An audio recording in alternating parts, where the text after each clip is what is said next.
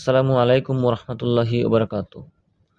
হযরত আবু যর গিফারি রাদিয়াল্লাহু তাআলা আনহু বলেন, তিন ব্যক্তির সম্পর্কে আমার আশ্চর্য বোধ হয়, শুধু তাই নয় বরং হাসি পাই।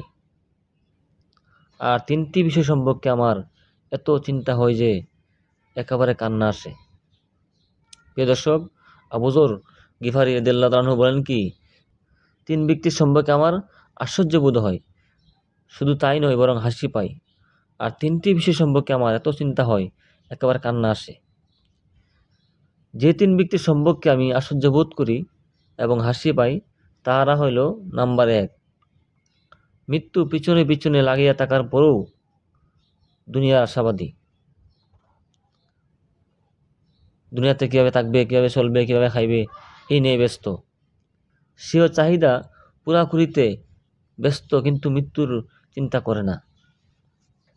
নাম্বার 2, গাফেল ব্যক্তি সম্পর্কে আমার আশ্চর্য বোধ হয়, যাহার সম্মুখে কিয়ামত উপস্থিত, অর্থাৎ কিয়ামতে বিশ্বাসী হওয়া সত্ত্বেও মৃত্যুর জন্য প্রস্তুতির ব্যাপারে গাফলতি করিয়া চলিতেছে, নাউজুবিল্লাহ।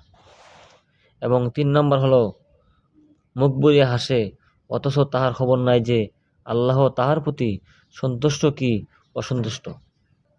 এই তিন ব্যক্তি সম্পর্কে আবু যর গিফারি রাদিয়াল্লাহু তাআলা আনহুর কি আশ্চর্য বোধ হয় এবং হাসি পাই।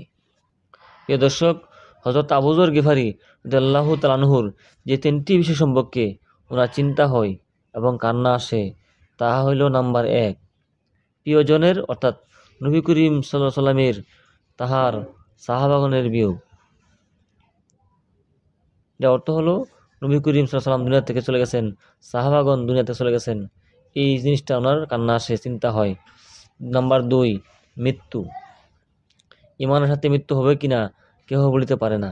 আমার মৃত্যুটা কীভাবে হবে, আমি কি ইমান নিয়ে মৃত্যুবরণ করতে পারবো কিনা, এই চিন্তা হয়। এই চিন্তায় উনি কান্না আসে। নাম্বার 3, হাসরের মাঠে আল্লাহর সামনে দাঁড়াইতে হবে, যেহেতু আমি জানি না যে আমার জন্য জান্নাতের ফয়সালা হবে নাকি জাহান্নামের ফয়সালা হবে। প্রিয় দর্শক, কেউ যদি এই চিন্তাগুলা করে, আমার মৃত্যু কীভাবে হবে, হাসরের মাঠে আমার কি জান্নাতের ফয়সালা হবে নাকি জাহান্নামের ফয়সালা হবে, তাহলে অবশ্যই সে গুনাহ করবে না।